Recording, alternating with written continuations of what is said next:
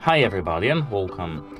Today I have the ULANZI D200 Stream Deck device, and I'm going to tell you how you can easily check the your FAQ website when you can troubleshoot some things.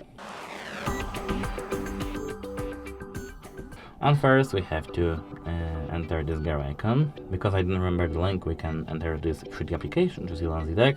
If you want to know how to install this application, check our channel because we have a video for it. And here we have to click on the gear icon as I mentioned earlier, and now we have to enter general section.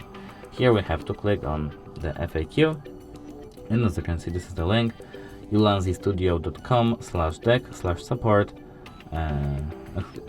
link in US. Here we have ULANZI Studio D200 support. Here we have how to connect ULANZI to your computer. Pay attention to the English operating systems before opening this computation, how to download and install the software, how to customize ULANZI Studio keys, where to download key icons, how to modify the icon of a custom key, how to set shortcut keys, how to set the open application, how to set the key to open a folder. And that's it. Hope it helps you. Goodbye.